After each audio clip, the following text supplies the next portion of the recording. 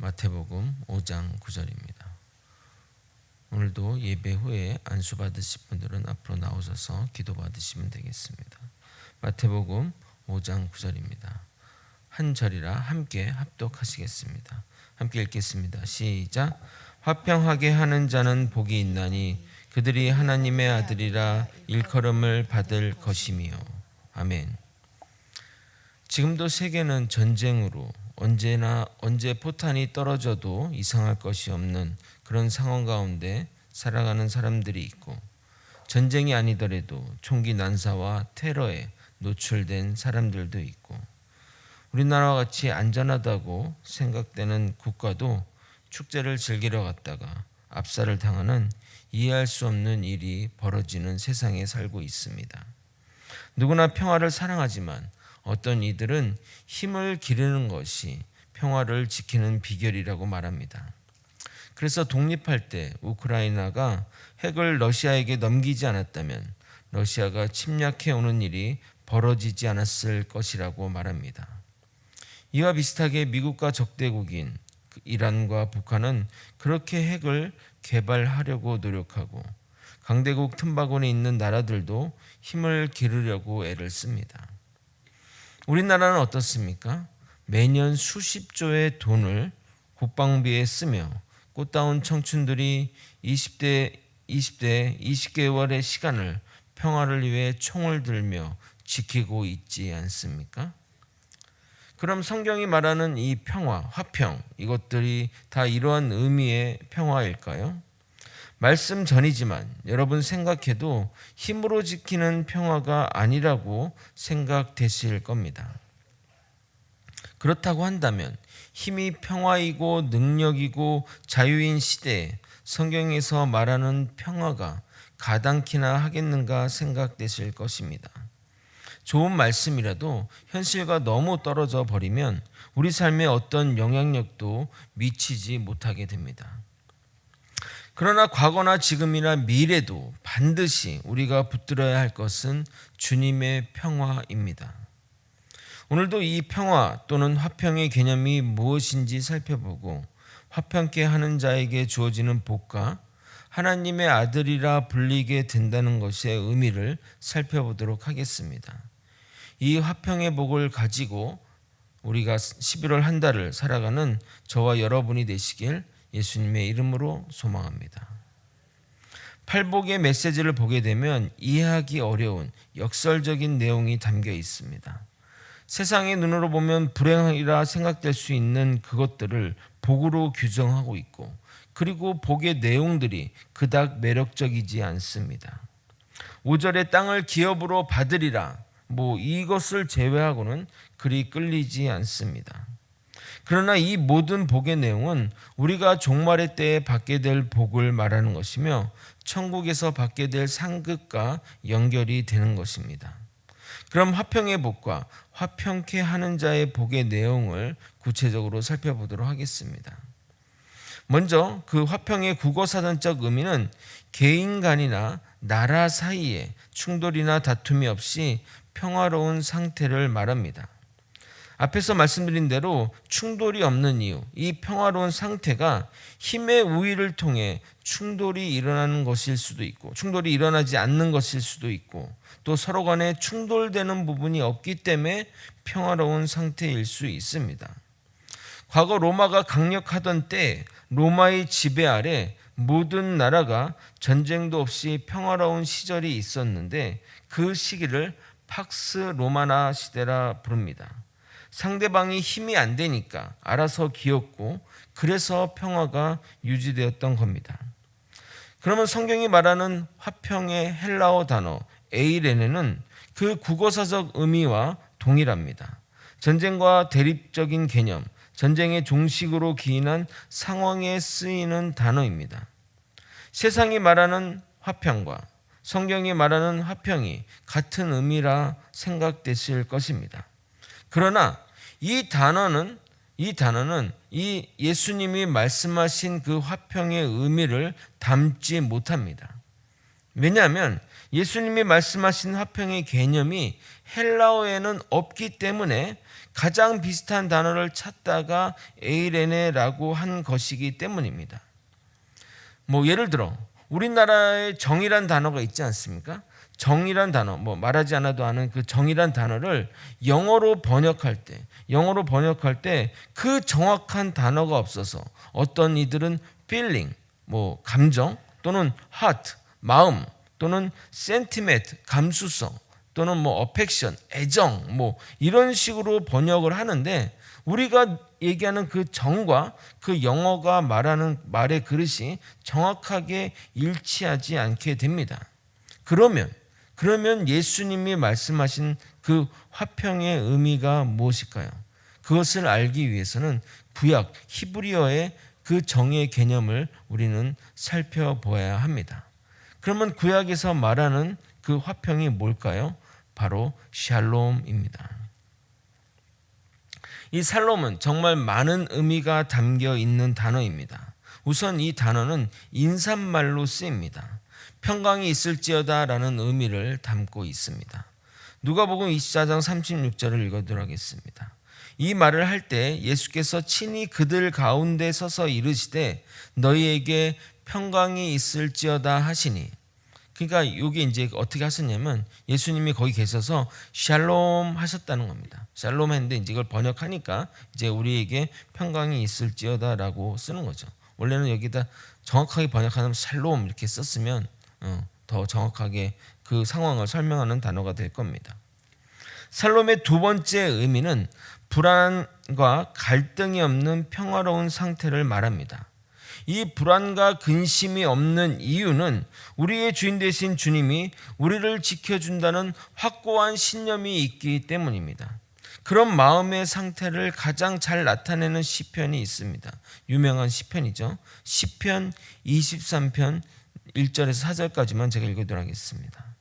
여호와는 나의 목자시니 내게 부족함이 없으리로다. 그가 나를 푸른 풀밭에 누이시며 쉴만한 물가로 인도하시는도다. 내 영혼을 소생시키시고 자기 이름을 위하여 의의 길로 인도하시는도다. 내가 사망의 음침한 골짜기로 다닐지라도 해를 두려워하지 않을 것은 주께서 나와 함께 하심이라. 주의 지팡이와 막대기가 나를 안위하시나이다. 지금 시편의 저자의 상태가 바로 화평, 평화, 평강의 상태입니다. 실제 현실은 적에 의해 쫓기는 상황이고 언제 죽을지 모르는 상황인데 주님이 나와 함께 계시니 그 마음에 불안과 두려움과 염려가 없는 것입니다. 이 얼마나 놀라운 상태입니까? 또 다른 성경 구절을 보도록 하겠습니다. 빌립보서 4장 6절에서 7절입니다. 아무것도 염려하지 말고 다만 모든 일에 기도와 간구로 너희 구할 것을 감사함으로 하나님께 아뢰라. 그리하면 모든 지각이 뛰어난 하나님의 평강이 그리스도 예수 안에서 너희 마음과 생각을 지키시리라. 아멘. 하나님의 샬롬이 우리의 마음과 생각을 지켜준다고 말합니다. 이 평강은 주님이 주시는 평강입니다. 예수님은 우리에게 평강을 주시겠다 말씀하시며 그 평강은 세상이 주는 것과 같지 않다고 명확하게 말씀하십니다. 요한복음 14장 27절입니다. 평안을 너희에게 끼치노니 곧 나의 평안을 너희에게 주노라. 내가 너희에게 주는 것은 세상이 주는 것과 같지 아니하리라. 너희는 마음에 근심하지도 말고 두려워하지도 말라. 아멘. 그러므로 전쟁의 대립적인 개념의 평화가 아니라 주님이 우리의 마음과 생각과 그 모든 것을 지켜준다는 주님의 평강인 것입니다. 세 번째 샬롬의 의미는 하나님의 정의가 완전하게 실현된 상태를 말합니다. 이와 같은 화평 또한 여호와에게서만 나오며 오직 주님만이 줄 수 있는 것입니다. 기드온이 미디안과의 전쟁을 앞두고 세운 단의 이름이 여호와 샬롬이었습니다. 악이 득세하는 상황 가운데에서 정의가 실현되기를 바라는 기원의 의미로 이 해답이 여호와께만 있다는 것을 고백하는 겁니다. 믿음의 사람들은 어떠한 상황에도 그리고 최악의 상황에도 위기 상황에도 하나님의 정의가 실현될 것을 믿는 굳건한 믿음을 가지게 됩니다. 그래서 성령의 열매 중에 이 화평이 들어가는 겁니다. 갈라디아서 5장 22절에서 23절입니다. 오직 성령의 열매는 사랑과 희락과 화평과 오래 참음과 자비와 양선과 충성과 온유와 절제니 이 같은 것을 금지할 법이 없느니라. 누구도 빼앗아 가지 못하는 평안, 외적인 환경에 좌우되지 않는 평안, 그것이 바로 성경이 말하는 샬롬인 것입니다. 이 평강은 주님만이 우리에게 줄 수 있다고 하니까 우리가 할 일은 주님께 평강을 구하기만 하면 되나요? 라는 수동적인 입장을 취하게 될 겁니다. 평강을 바라고 평강을 빌어주면 우리가 할 일이 다 끝나는 것일까요? 그러나 본문은 그렇게 쓰여 있지 않습니다. 다시 한번 오늘 본문을 함께 읽어보도록 하겠습니다. 함께 읽겠습니다. 시작. 화평하게 하는 자는 복이 있나니 그들이 하나님의 아들이라 일컬음을 받을 것이며. 여러분 본문을 보십시오. 화평을 비는 자는 또는 화평을 바라는 자는 또는 화평을 마음에 두는 자는 이렇게 쓰여 있지 않고 화평하게 하는 자라고 말하고 있습니다. 헬라어로 에이레노 포이오이인데 화평이라는 단어 에이레네와 만들다, 행하다라는 뜻이 있는 포이에오의 합성어로서 평화를 만들기에 노력하는 사람들이라는 그 적극적인 의미의 단어를 사용했습니다. 서두에서 말씀드린 것처럼 지금 세상은 평화가 깨진 상태, 언제나 전쟁이나 범죄나 사고로 인해 죽음이 이상할 것이 없는 세상입니다. 이 모든 것이 죄가 들어옴으로 하나님과 인간의 관계가 깨어졌기에 일어난 것이고 그로 인해 우리는 사단의 지배 아래 살게 된 것입니다. 그래서 잠시간의 화평이 아닌 영원한 화평을 원한다면 하나님의 관계가 회복되어야 하고 그 화평은 예수님 당신의 몸을 화목제로 희생하셔서 하나님과 화해시킬 때만 가능한 것입니다. 에베소서 2장 14절입니다. 그는 우리의 화평이신지라 둘로 하나를 만드사 원수된 것 곧 중간에 막힌 담을 자기 육체로 허시고. 그러니까 예수 그리스도가 화평이시고 하나님과 우리 사이에 있는 이 막힌 담을 그 예수 그리스도의 몸으로 그것을 허무고 우리와 하나님과의 관계를 회복시키신 것입니다. 그러면 여러분 다시 원점으로 돌아오는데 화평하게 하는 자는 예수님만이 가능한 것이기에 여전히 우리는 할 일이 없습니다 라고 질문이 하실 것입니다. 여기서 잘 들으시기 바랍니다. 여기가 핵심 내용입니다. 팔복의 메시지는 우리가 이 땅에서 행해야 할 마음의 상태와 행동에 관한 이야기이지 하나님이 우리에게 하실 일들을 기록된 한 것이 아닙니다. 그러므로 우리가 화평하게 하는 자가 되어야 하는데 그 방식이 예수님이 하신 방식으로 이 세상에서 해야 된다는 것을 말하는 겁니다. 이 화평은 오직 예수 그리스도만이 할 수 있는데 우리는 그렇게 할 수 없지만 우리가 굳이 화평에 하는 자가 된다면 하나님 예수 그리스도가 하신 방식으로 우리가 해야 된다는 것을 말하는 표현인 것입니다. 예수님이 자기의 몸을 희생제물로 바쳐 화평하게 하신 것처럼 예수 그리스도의 십자가의 보혈의 공로로 힘입어 자신의 죄의 문제를 해결하고 형제의 잘못을 용서하고 그들을 그리스도께로 인도함으로 죄의 문제를 해결하여 이 세상이 죄와 갈등의 문제를 해결하려고 노력하는 자가 되어야 하는 것입니다. 예수님의 자기 희생의 정신이 우리가 가져야 할 화평의 자세인 것입니다. 에베소서 4장 1절에서 3절입니다. 우리가 어떻게 화평하는 자의 삶을 살 수 있는지 성경 말씀은 이렇게 말하고 있습니다.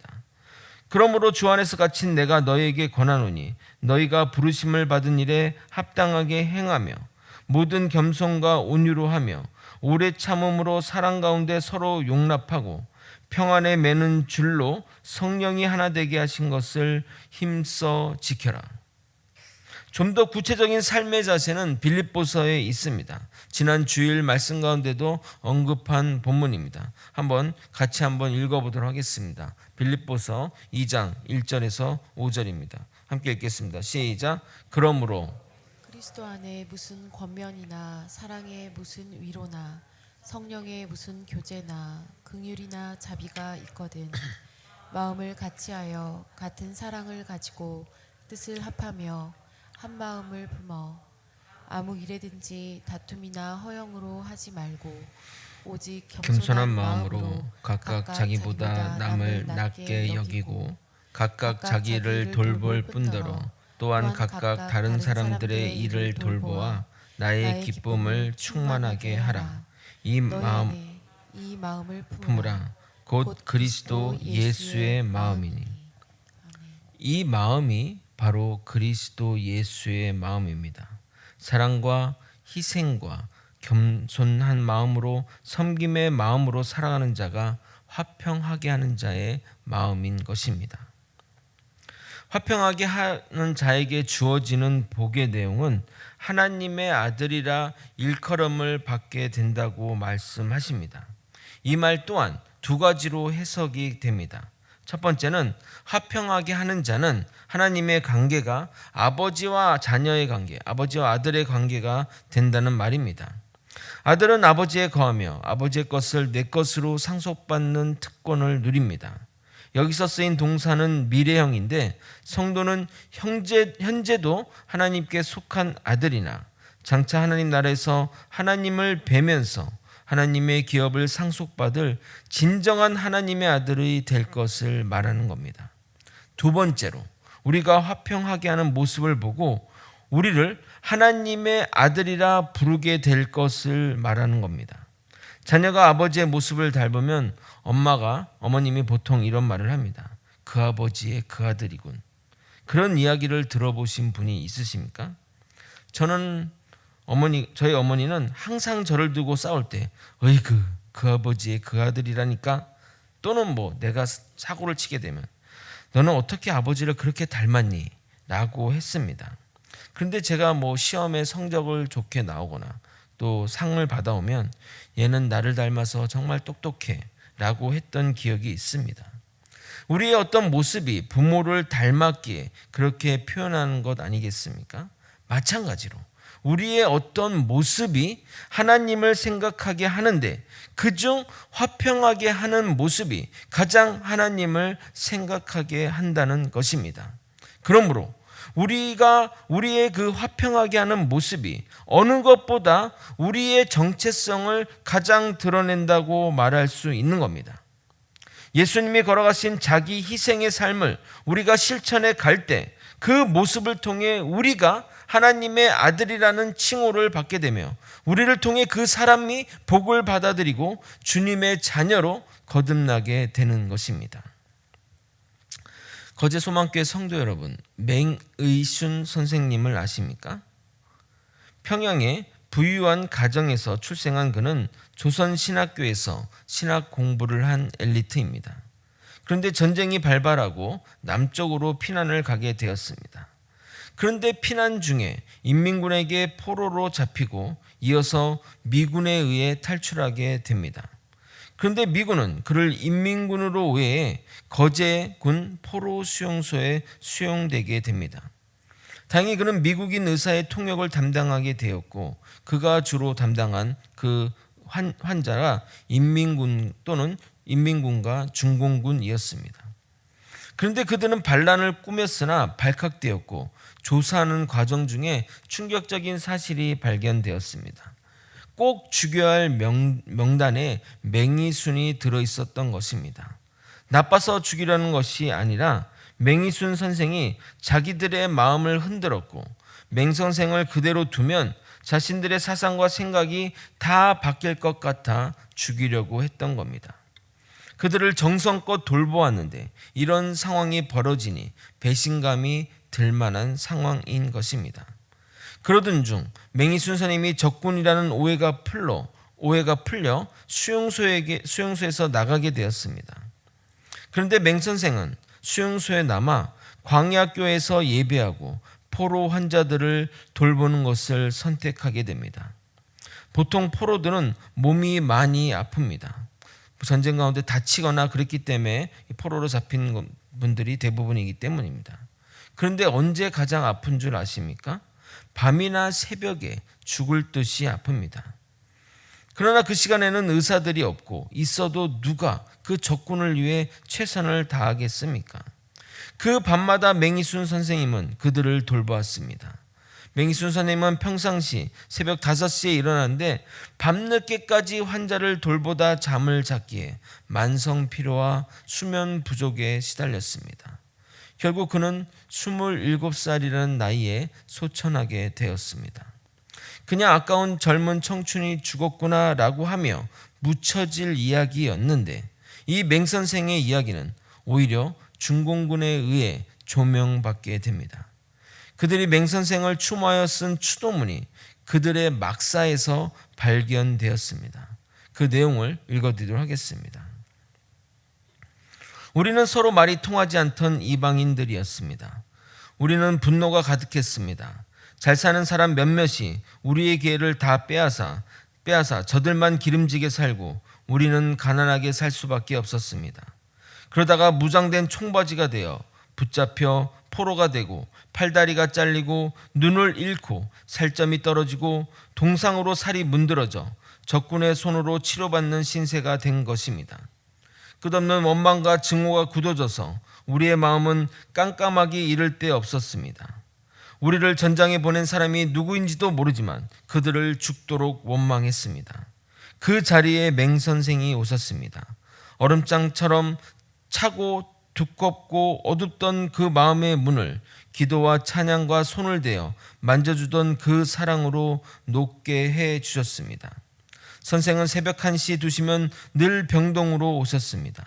치료와 간병을 맡았던 사람들이 모두 물러가고 나서 중환자들이 심하고 무거운 고통에 짓눌린 그 시간에 선생은 고통을 다스리는 천사로 우리들 앞에 오셨습니다. 우리는 선생에게 사랑의 신이 계시다는 것을 보고 깨닫고 알기 시작했습니다. 말이 필요 없었습니다. 말이 통하지 않는 것에 대하여 별로 불편한 일이 없었습니다. 맹선생은 우리를 공격하려는 고통을 막아주시는 기도의 용사였습니다. 우리를 낙담하게 하는 외로움을 쫓아주시던 파수꾼이었습니다. 십자가의 도가 사랑이라는 것을 알았습니다. 그 사랑의 시작이 예수 그분임을 알았습니다. 우리는 통곡합니다. 우리는 통곡합니다. 그러나 우리는 버려진 것이 아니라는 것을 알고 있습니다. 우리는 맹선생님과 함께 주님 안에 있습니다. 그러나 우리는 모두 통곡합니다. 이후에 또 밝혀진 사실이 있습니다. 중국 선교사들이 중국에서 어떤 기간에 유의미한 숫자로 기독교인들이 증가한 시점을 발견하고 그 원인을 조사했다고 합니다. 당신은 누구를 통해 예수님을 믿게 되었습니까? 라고 물었는데 그 중에 상당한 사람들이 맹이순 선생님과 함께 포로 수용소에 있었던 사람들을 통해 복음을 받아들이게 된 것을 알게 되었습니다. 맹이순 선생님이 좋아했던 시가 있습니다. 아파하는 환자들에게 항상 이 시를 읽어주며 주님의 사랑을 전했다고 합니다. 그래서 그 환자들도 그 포로들도 가장 좋아하는 시라고 합니다. 그가 하나님께 불려가는 그 순간에도 이 시를 읽었다고 합니다. 중공군의 증언입니다. 마지막 한자를 다 씻기고 일어난 선생님은 눈물을 닦을 생각도 하지 않고 시편 23편을 우리말로 더듬더듬 읽어주셨습니다. 다 봉독하신 뒤 높은 곳을 바라보시며 다시 한번 말씀하셨습니다. 내 잔이 넘치나이다. 내 잔이 넘치나이다. 우리는 다 그의 얼굴을 보며 그 말씀을 따라 외웠습니다. 내 잔이 넘치나이다. 내 잔이 넘치나이다. 선생은 마지막 한 잔을 씻겨낸 물통과 대야를 들고 일어섰습니다. 그 순간 먼 곳을 바라보시던 그대로 그 자리에 쓰러지셨습니다. 시편 23편을 읽어드리고 설교를 마치도록 하겠습니다. 여호와는 나의 목자시니 내게 부족함이 없으리로다. 그가 나를 푸른 풀밭에 누이시며 실만한 물가로 인도하시는도다. 내 영혼을 소생시키시고 자기 이름을 위하여 의의 길로 인도하시는도다. 내가 사망의 음침한 골짜기로 다닐지라도 해를 두려워하지 않을 것은 주께서 나와 함께 하심이라. 주의 지팡이가 막대기가 나를 안위하시나이다. 주께서 내 원수의 목전에서 내게 상을 차려주시고 기름을 내 머리에 부으셨으니 내 잔이 넘치나이다. 내 평생에 선하심과 인자하심이 반드시 나를 따르니 내가 여호와의 집에 영원히 살리로다. 아멘. 함께 찬양하고 기도의 자리로 나아갔으면 좋겠습니다.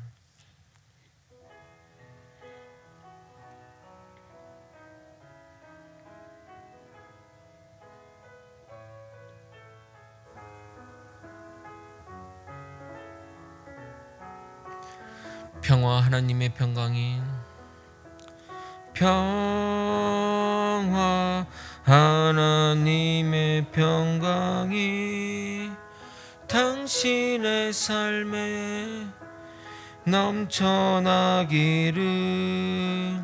평화 하나님의 평강이 당신의 삶에 가득하기를 축복합니다.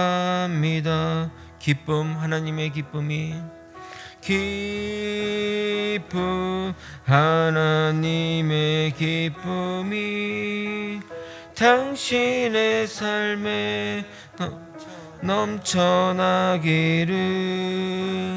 기쁨, 하나님의 기쁨이 당신의 삶에 가득하기를 축복합니다. 소망, 하나님의 소망이 소망,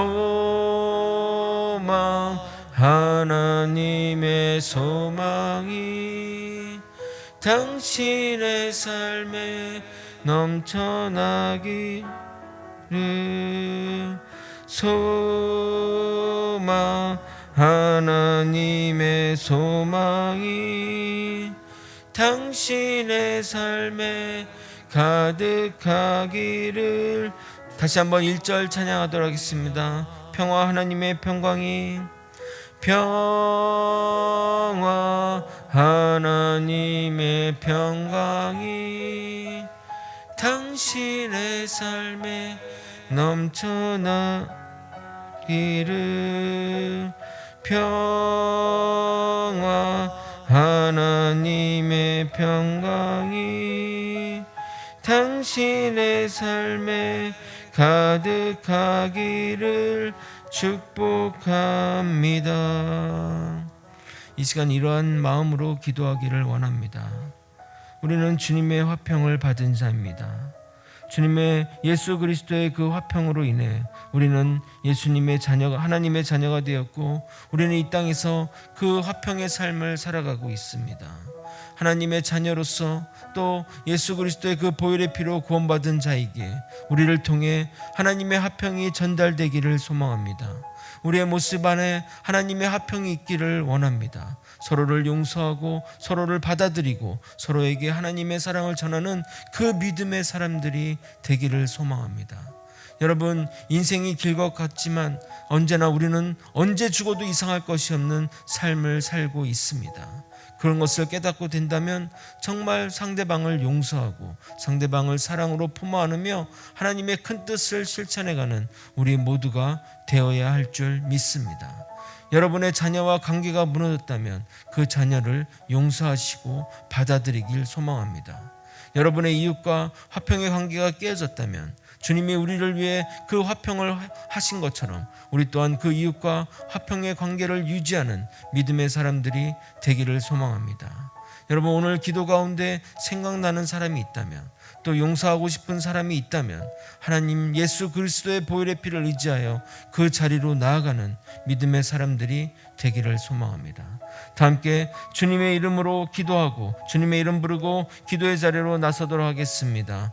주여, 하나님 아버지, 우리의 마음 가운데 누구에 대한 미움과 아버지 누구에 대한 분노와 또 누구에 대한 그런 것을 통해 아버지 용서하지 않고 아버지 마음에 품고 살아갔던 지난 날들을 아버지 기억하게 도와주시옵소서. 아버지 주님의 화평이, 주님이 이루신 그 화평이 우리 마음에 가득하기를 원합니다. 아버지, 그래서 아버지 원수를 용서하고 또 아버지 내가 아버지 무너졌던 관계가 회복되기를 소망하니 붙들어 주시고 인도하여 주시옵소서. 주님의 믿음 가운데 살아가는 아버지 성도들 되게 도와주시고 그 주님이 주신 그 화평 가운데 살아가는 아버지 축복된 사람이 될 수 있도록 인도하여 주시옵소서. 아버지, 그런 모습을 통해 우리를 보는 사람들이 저 사람은 하나님의 아들이구나, 하나님을 믿는 자구나, 하나님 믿는 사람은 정말 다르구나, 아버지 그렇게 하나님께 영광을 돌려드릴 수 있도록, 우리가 영광 받는 것이 아니라 우리의 그 모습을 통해 하나님이 영광 받을 수 있도록 이끌어 주시고 인도하여 주시옵소서. 하나님이 우리를 원수 되었을 때 용서하시고 사랑하시고 심지어 자기의 목숨을 도와서 아버지 우리를 아버지 하나님의 자녀로 만드셨는데 우리가 어찌 누구를 용서할 수 없으며 아버지 누구를 아버지 회복할 수 없겠습니까? 하나님의 그 사랑을 깊이 깨달은 자라면, 하나님의 화평에 거하는 자라면 아버지 주님께 보쳐진 우리 모든 사람에게 화평의 길로 나아갈 수 있도록 이끌어 주시고 인도하여 주시옵소서. 화평하게 하는 자는 복이 있나니 하나님의 아들이라 불리어질 거라는 이 말씀이 우리에게 적용되는, 나에게 적용되는 말씀이 되게 도와주시옵소서. 주님 그렇게 살기를 원합니다. 주님의 아들로서, 하나님의 자녀로서 아버지 화평케 하는 자의 삶을 살아갈 수 있게 도와주시옵소서. 주님이 걸어가신 그 길을 바라보며 살아가는 우리 모두가 되게 하여 주시옵소서.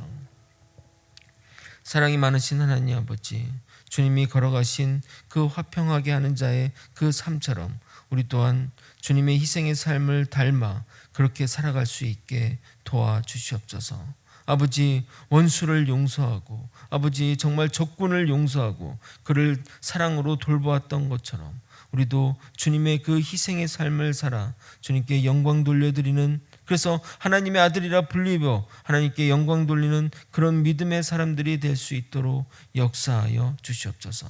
주님의 마음이, 아버지 하나님의 말씀이 내 삶을 변화시키기 원합니다.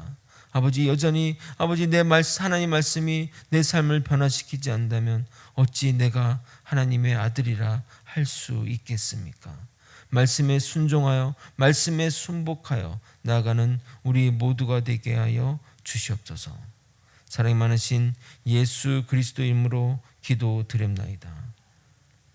지금은 우리 구주 예수 그리스도의 은혜와 우리 하나님 아버지의 크신 사랑과 성령 하나님의 감동감화 교통 역사하시는 귀한 은총이 주님이 걸어가신 십자가의 희생의 길을 따라가서 우리를 통해 주님이 영광 받으시고 우리 또한 주님의 아들이라 불리며 살아가기를 소망하는 믿음의 성도님의 결단하는 마음 위에 이제로부터 영원히 함께 있을지어다.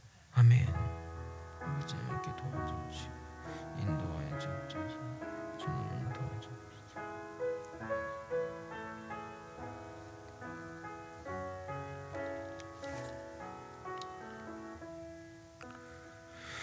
말씀을 따라 기도하시다가 자유롭게 돌아오도록 하겠습니다. 주님의 이름 한번 부르겠습니다. 주여. 하나님